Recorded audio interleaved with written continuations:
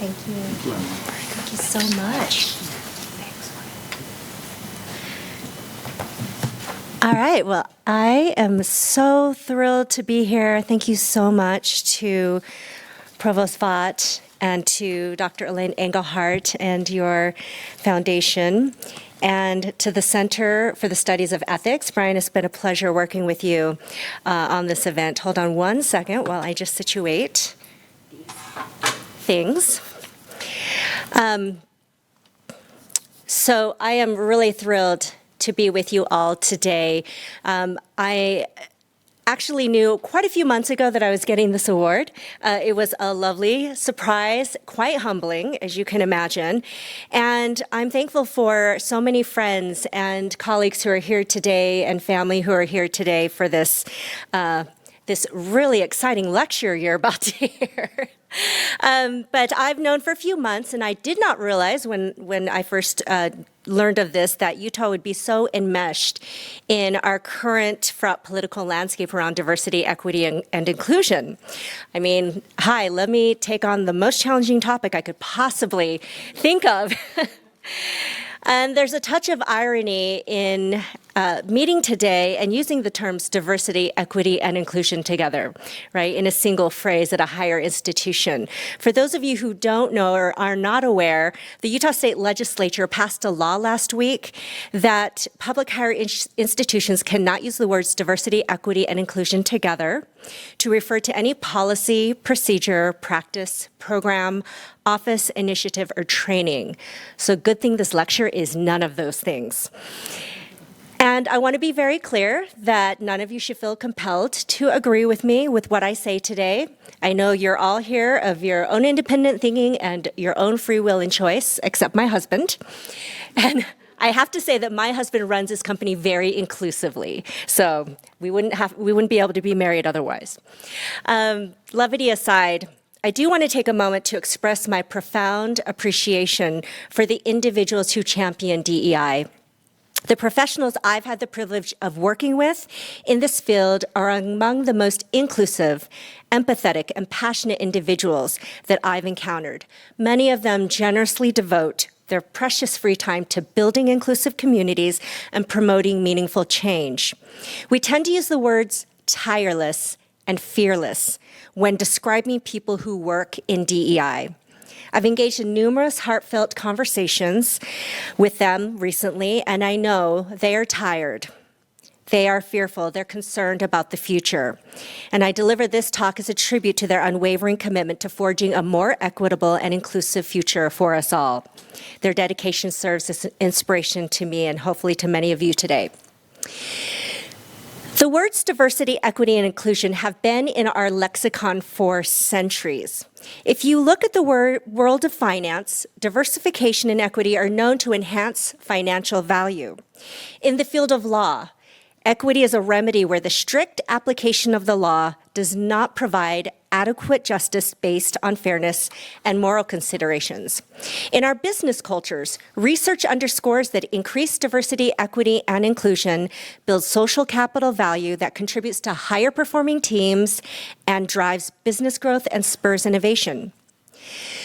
So we find ourselves at a pivotal moment where the scrutiny of DEI has intensified. I'll provide some context regarding the dilemmas that leaders face, and then I'll outline some actionable steps that leaders can take collectively to navigate this challenging time together. In 2020, many leaders found themselves confronted for the first time by vocal employees who genuinely expected them to take action on matters of social justice. Rumblings against racial injustice had been escalating since the 2016 presidential election. The global COVID-19 pandemic and ensuing economic disruption created the perfect storm to highlight the plight of underserved communities. To speak frankly, most leaders were not equipped to address social justice within their businesses. Even DEI professionals like me were not necessarily social justice warriors. Faced with these challenges and often with a sincere desire to do something helpful, business leaders made a lot of reactive decisions. These included issuing DEI statements, appointing heads of DEI, often without adequate budget or support, and implementing company-wide DEI training programs. Some companies, however, embraced the opportunity to thoroughly examine their corporate cultures. They buckled down and embarked on the substantial task of shifting their cultures toward greater inclusivity. And I've had the privilege of working and collaborating with a few of these forward-thinking companies. Fast forward to 2024, we face a different kind of storm, one that has also been brewing for many years. Legislative processes and courts have historically been battlegrounds for matters of equality. Laws such as the Fair Pay Act of 2009, all the way back to the landmark Civil Rights Act of 1964. However, we are currently witnessing a highly coordinated nationwide effort to legislate beyond just civil rights and discrimination laws. The legislation exhibits remarkable uniformity across states, often derived from model bills. These bills consistently focus on these 5 areas. First, eliminating DEI offices from higher education institutions. 2, restricting mandatory DEI training. 3, abolishing DEI statements. 4, ending affirmative action policies based on identity. And 5, restricting LGBTQ and transgender rights. As someone who has worked on DEI for decades and celebrated the overall progress that we have made, it's just disheartening to see these legislative developments. And at a time when business leaders are just beginning to understand the effective implementation and what that looks like. Utah is increasingly becoming more diverse. We also have the best economy in the nation and the lowest unemployment rate. To continue to strengthen our economy, we should build company cultures that retain talent inside our state. Often, our fast-growing companies must seek talent from outside of the state. These global perspectives help Utah businesses reach more customers and partners. Utah also recruits large businesses who want to build and grow in Utah, creating more jobs. Our state is competing with larger and more diverse markets. Most importantly, each one of us benefits by living in a state where everyone can thrive and reach their potential. I want to reassure you that leaders can continue the work of diversity, equity, inclusion in their companies, even in the wake of such legislation. I'll offer some suggestions for that later in my talk. However, I'm concerned that leaders who lack a deeper understanding of DEI will pivot or relinquish their efforts. I've worked with boards and executives long enough that I understand that they bear tremendous responsibility to keep their companies viable. And I hope today's talk will instill some ideas and courage in leaders to continue this vitally important work. Because business leaders know better than anyone that employees notice when DEI commitments wane.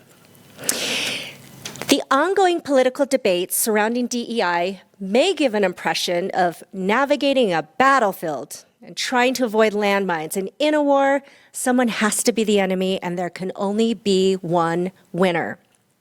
The truth is, diversity, equity, inclusion is more like taking a trip to a different country to expand your global perspective. My husband and I traveled to Ireland a couple of years ago. We navigated narrow country roads while trying to drive on the left side of the road. We sometimes got lost or stuck trying to find a castle. We had to measure speed and weight using this thing called the metric system. I was in awe of Trinity College Library. I ate some really bad oysters, and we were invited to crash an Irish country wedding. And I know that sounds a little bit like an oxymoron. The wedding guests included guests from every county in Ireland and some Irish folks from the US, and they all spoke different dialects. And I would do it all over again. Well, maybe not the oysters. Leaders were certainly exploring new territory in 2020. And a few of them reached out to DEI consultants like me because when you're traveling in a different country, it's useful to have a guide who's been there before. I would often find myself in the position of a coach, hearing from business leaders how their well-intended first attempts at addressing racial equities did not go so well. Getting lost on the journey to a new place can be very jarring for well-intended leaders who thought they were on the right path. Imagine their relief when I assured them that missteps and fumbles are a normal part of learning as a leader. Experiencing a less effective approach to DEI can help them understand the value of a more transformative approach. The fact that these business leaders stayed open to feedback is a credit to their self-awareness. With this willingness to learn, we can get back on the path and enjoy the journey without getting stalled or getting stuck in a ditch. Given the situation that we find ourselves in today, I empathize with leaders who feel they are in a tough position of choosing to maintain their DEI efforts or going under the radar until the storm blows over. I can understand why leaders would be afraid of losing social capital, political capital, and even financial capital if they're seen as supporting DEI. Big storms like this can sometimes obscure our vision, and it's only human to make protective decisions. For the students and younger folk in the room who are thinking about DEI work in your future, I'm here to tell you that it is not all fun and games. Sometimes travelers get tired, hangry, or homesick. Sometimes leaders get stuck because of their own emotions.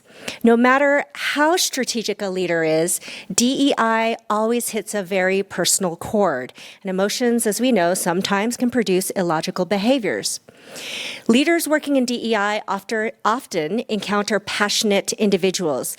Occasionally, these individuals may come across as self-righteous or judgmental of those who hold differing views. Conversely, some individuals may strongly resist involvement in DEI efforts in any capacity.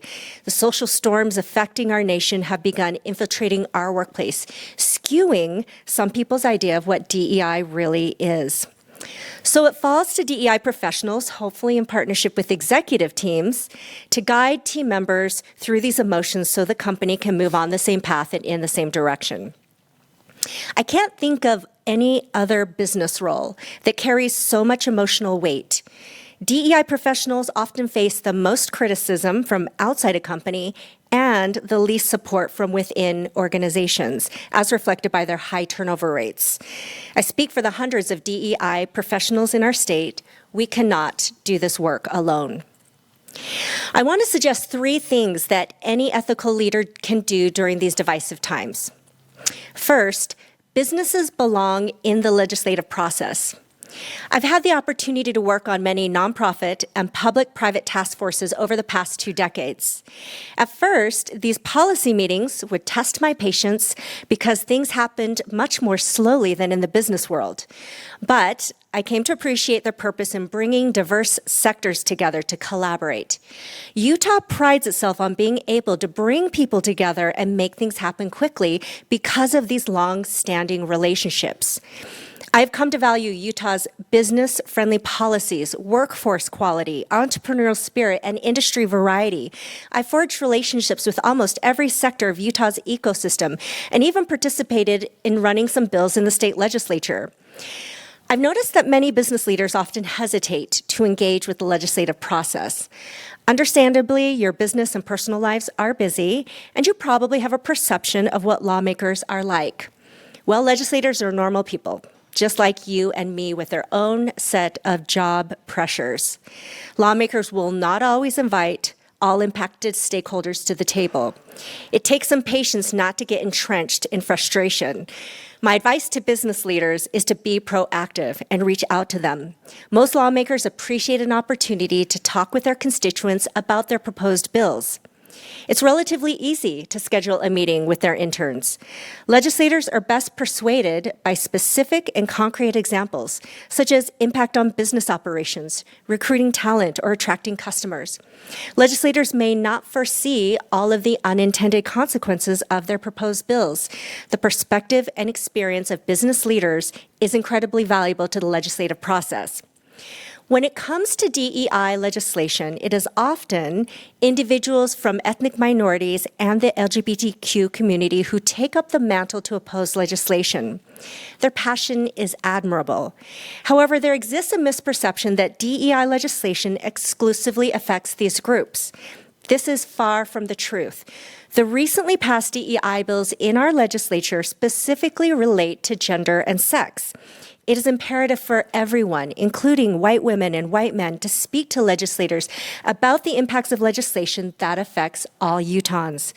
People of color and LGBTQ community should not bear the sole responsibility of speaking up, and they are not the only ones impacted by legislation.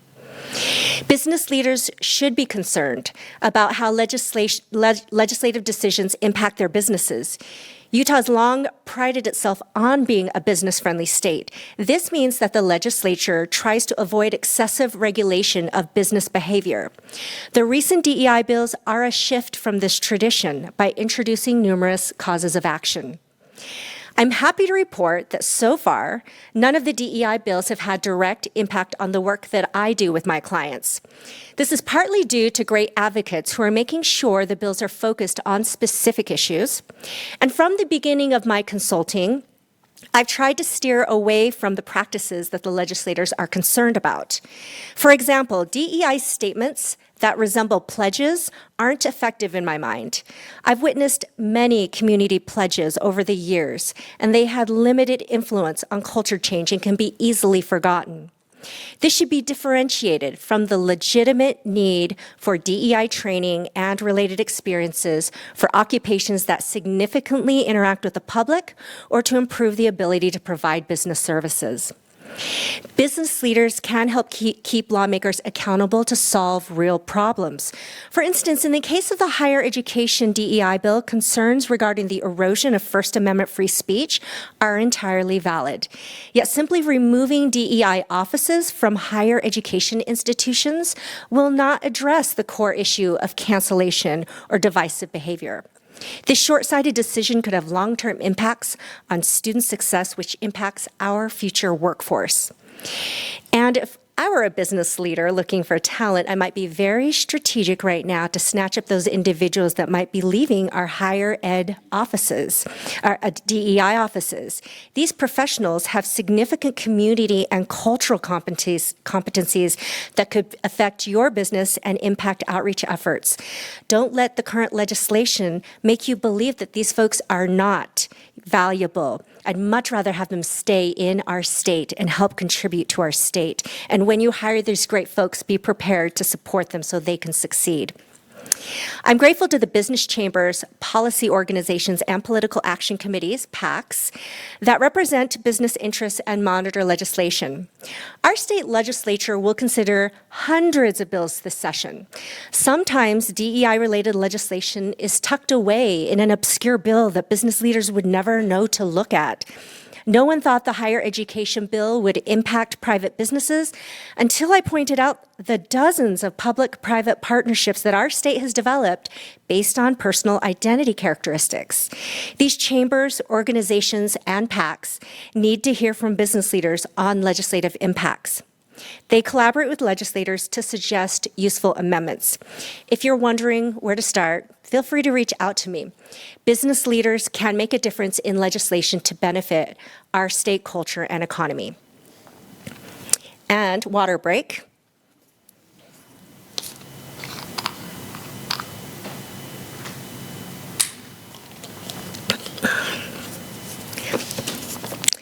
All right, second. Inclusion is the key to unity. I have loved seeing the evolution of DEI over the years. The fact that this work has evolved to reach the highest levels of an organization is the reason I stay in this field. This work is so much more than compliance, an HR initiative, or an employee resource group. It really has been a dream come true to move away from older approaches and into more sustainable and intentional efforts. I'm grateful that my clients allow me to be creative and strategic in how they advance their work. Certainly, the political and legislative environment add some complexities, but we should continue to use the terms diversity, equity, and inclusion for this field of work. And we should exercise some creativity and not get bogged down in politicizing terminology. We spend a lot of time trying to figure out the order of the letters. Is it D&I, DIB, DEI, IDE, IDEA, and my personal favorite, JEDI, Jedi. J for justice, if you don't know. We all know that it's easy to talk the talk. More important than the letters we use are the skills and behaviors that these acronyms stand for. In my previous career as a patent attorney, we had this phrase, be your own lexicographer. This meant that you could use any words to describe an invention as long as you defined them well enough for someone with skill in that art to understand their meaning. I know it might surprise some people in the room to learn that patent attorneys have to exercise some creativity in their work, and we can take a lesson from patent attorneys and come up with better ways to describe our values and behaviors. It's hard to lead a culture or change a culture when people don't really know what behaviors are expected of them. Demonstrating these behaviors and skills also projects our company values to our customers, our partners, and communities. After leaving the legal profession, I spent a few years traveling the country and creating professional development content for K-12 educators. I studied research on adult and child learning. There's a key concept of meeting a learner where they're at. A master educator will scaffold learning concepts as students gradually master a subject. This pattern made a lot of sense to me. Why would I expect someone who hasn't had 25 years of experience in DEI to have my level of mastery? Remember, business leaders are charting new territory and they need a guide, not a critic. 7 years ago, my company, Inclusion Pro, was born based on meeting learners where they're at and building from their existing leadership skills. We are already inclusive within our trusted circles. Our natural inclination is to gravitate toward affinities and people who share our worldviews in comfortable spaces. An inclusive mindset empowers a leader to broaden their comfort zones to a wider range of perspectives. It primes leaders to hear more diverse ideas, leading to innovation in their business. Companies will more authentically attract a wider range of talent with a higher likelihood that people will stay. This growth mindset also prepares an ethical leader to face dynamics in their organization that create inequalities and work to fix these. It's these culture shifts that employees genuinely desire when they advocate for DEI in your companies. Incidentally, I've worked with leaders who are in the majority for my entire career. I've tried many tactics to get them to take this inclusion journey with me. Based on these experiences and other observations, I understand how they respond to this type of learning. When I first started consulting using this learning-based approach, I wondered if I was being tough enough. But I knew that employing a learning mindset is the best way to reach hearts where people accept feedback to grow their leadership skills. When I begin working with a new client, I plan for at least a few people in the room to hold some reservations about DEI due to previous negative experiences. We always spend some time describing what inclusion might look like in their workplace. Behaviors might include identifying strengths in people, engaging meaningfully with people, creating the same rights for all people, building pathways of success for each person, bridging modalities for each person, feeling genuine acceptance in a community of people. I think everyone in the room would agree that if all leaders did all of these things consistently, we would have much more inclusive cultures. This skills-based approach of describing inclusion helps minimize fears, correct misconceptions, and establish tangible business value from the outset. It can inspire a framework for leaders to develop skills to lead their diverse teams well, which should always be the primary focus. Notice a leader doesn't have to change their religion, political affiliation, or convictions to embrace these behaviors. As any learning and development expert will attest, inclusive leadership skills must be taught, modeled, and practiced. Higher education students rarely receive comprehensive leadership training and instruction in terms of team performance skills. Yet one thing I always hear from industry leaders is the need for collaboration and higher performing teams. So it often falls on businesses to develop these leadership skills in their employees. I know when my clients have achieved inclusion mastery because it shows up in the flow of actual business operations. I've observed clients applying inclusion principles to inform business decisions, leadership training, product development, customer development, and talent acquisition and retention. And leaders are especially delighted and surprised that this can be done without getting political. I want every business leader in Utah to know that despite existing legislation, nothing prevents us from building more inclusive cultures. It is also crucial to include the majority. In 2019, I gave a Best of Disrupt HR talk on including white men. It's common for me to ask clients whether the majority group or a conservative perspective is represented on their inclusion committees. Inclusion does not aim to mold individuals into a particular political ideology.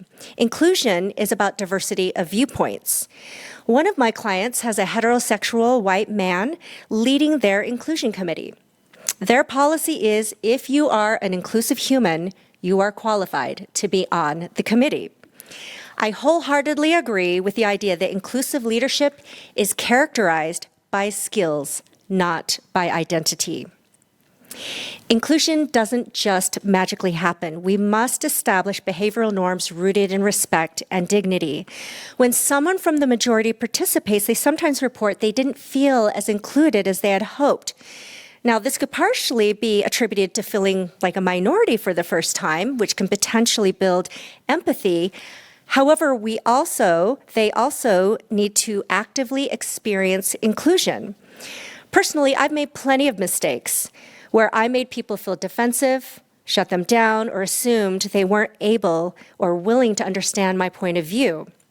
I know in these politically challenging times, it is tempting to lash out, but this only deepens the divide. We must welcome the majority into the work of inclusion to achieve true success. Inclusion can be the great equalizer. I'm not particularly fond of the word allyship, as it implies a power imbalance between individuals. I prefer mutual partnerships where all parties benefit. We also sometimes talk about inclusion as bringing our whole authentic selves to work. I'm more a proponent of bringing our best selves and our best thinking to work. Everyone is capable of uplifting others. We must acknowledge that we have the potential to undermine and bring others down, and I'm okay if we leave that part of us outside of work. Hopefully, that part of us won't show up in any space that we're in. One of my clients said this well: bend toward each other, but don't break. Each and every one of us has work to do to ensure that we are uplifting inclusion. In business, there is a saying, there is no I in team. But imagine if we did focus on the I, inclusion. If every ethical leader took a moment for introspection and committed to working on this one aspect, we could accelerate our journey toward equality. Third and finally, forge a brighter future. Gandhi's words resonate deeply right now. Our ability to reach unity in diversity will be the beauty and the test of our civilization. A test we continue to face over 100 years after he wrote those words. Allow me to go on the record by stating that this is undeniably one of the most hopeful periods in history. You're right, I said hopeful. You might find that surprising, considering the weight of the political storms currently swirling around us. Yet here we are, graciously being hosted by Utah Valley University to discuss the kind of ethical leadership we will need for today and our future. I can honestly affirm that my work with my clients is brimming with energy and innovation, far removed from what political pundits might want you to believe. Throughout history, ethical leaders have consistently risen to the occasion with grace, resilience, and humility, even in the face of adversity. In her Pulitzer Prize-winning book, Team of Rivals, Doris Kearns Goodwin vividly portrays Abraham Lincoln's leadership during one of America's darkest periods. Lincoln's approach to assembling his cabinet after his 1860 election was highly unconventional. Instead of surrounding himself with loyal allies, Lincoln chose to populate his cabinet with his chief rivals from the presidential election. This was a conscious decision to harness a wide range of talents, ideologies, and perspectives for the good of the country. history. Despite their initial contempt for Lincoln, whom they considered inexperienced and unsophisticated, these men eventually grew to respect, support, and even love him. In a 2006 interview, Goodwin described how Lincoln won his rivals over. Quote, "A set of emotional strengths was the foundation of Lincoln's political genius. He understood that human relations are at the core of politics, and that if you deal with people in the right manner, you are going to be able to work effectively with them. The qualities we associate with human greatness, such as sensitivity, empathy, compassion, kindness, honesty, are also keys to political success. When something went well, Lincoln always shared the credit. When something went wrong, he shouldered his share of the blame. When he himself made a mistake, he acknowledged it immediately. He made time for each of his cabinet members so that they all felt they had access to him. He treated them respectfully and fairly," close quote. I'm sure when Lincoln built his cabinet, he thought of these people less as rivals and more as valuable thought partners. We can be unconventional like Lincoln by building bridges across government, industry, and community. We should include people whose perspectives help us see the broader picture. But instead of seeing each other as rivals and adversaries, let's get more creative in how we describe groups with differences of opinion. Ethical leaders need not feed the fire of controversy. Dr. Martin Luther King Jr. echoed the strength of ethical leaders. The ultimate measure of a man is not where he stands in moments of comfort and convenience, but where he stands at times of challenge and controversy. It is high time for ethical business leaders to step forward and pave the way. Together, let us forge a brighter, more inclusive future. Thank you.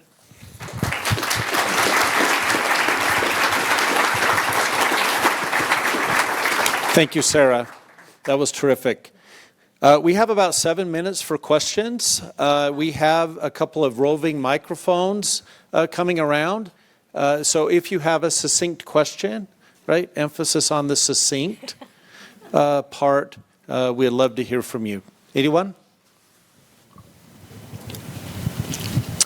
And while you're thinking about your question, I thought if you came from outside of UVU as a business leader, I'd love for you to just stand so the students can see that this topic is, I think, really interesting for business leaders. And I know there's a lot of folks watching the live broadcast. Okay, so you all need to be brave and stand up.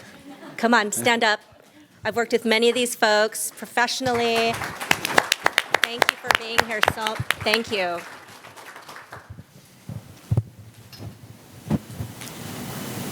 I'm completely shocked that no one has a question, given the topic and the timeliness. Go ahead.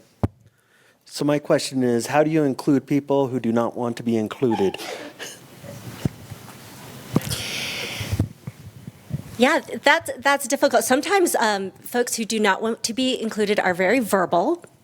And actually, I like that because then you know where they stand.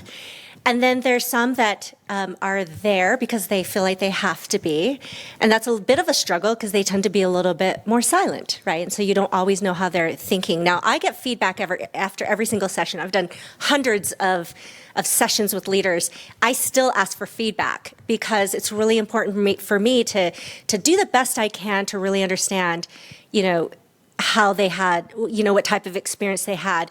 So I do my best to try to get feedback. Sometimes it doesn't come through, but there's also these touch points that we have within our organization. And I think as leaders, the best thing that we can do if they are really, really concerned is to empathize with them. And I know that sounds very counterintuitive, right? But what we have to remember is that emotions, the reason why we're stuck where we're at right now is because of emotions. Things are changing, and if you think about change that has happened to you and you didn't have any say in it, right? It's frustrating, and you get concerned, and you have, a very humanistic, what about me? What about my livelihood? What about my family type of moment.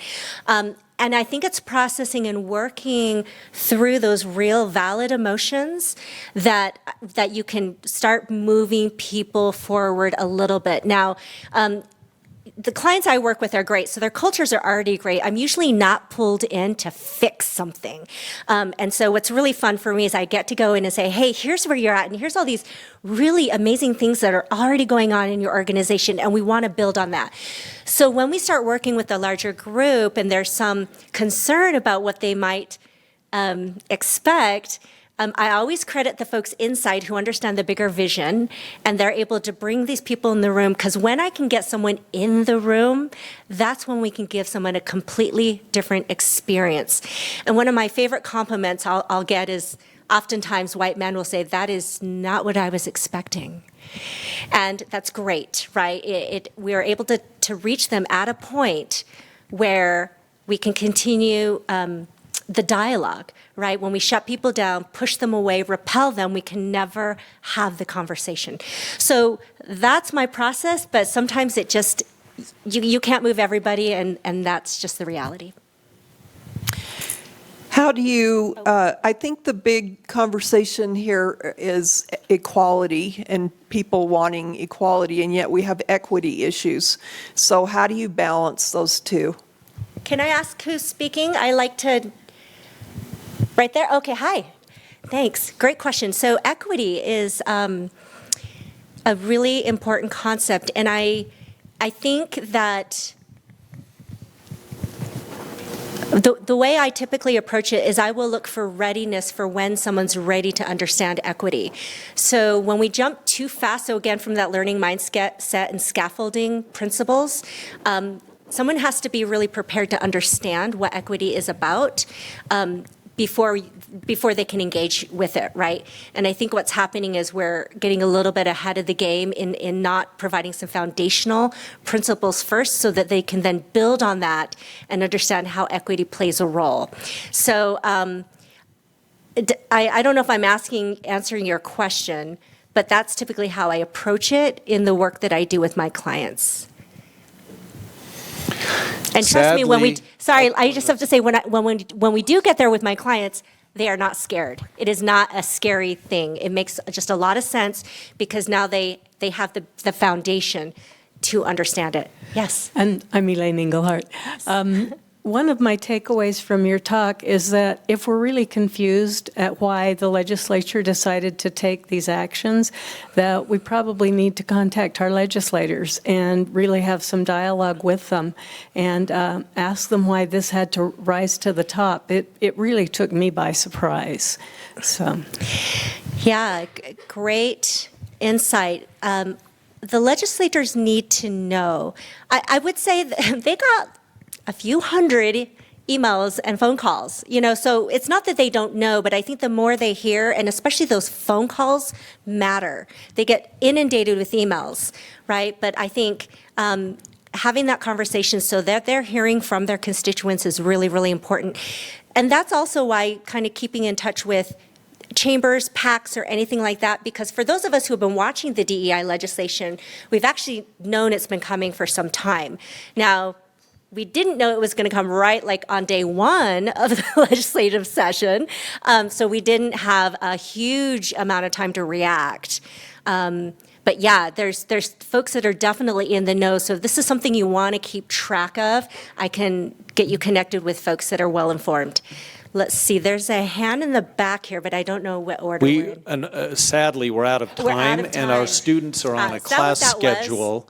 Just quickly, before we thank Sara publicly through our applause, I just want to thank you for coming and let you know that this has been live streamed and recorded. And if you want to go back and watch it, you can just go to the Center for the Study of Ethics website, and it's going to be right there on our landing page. Please join me in thanking Sara Jones.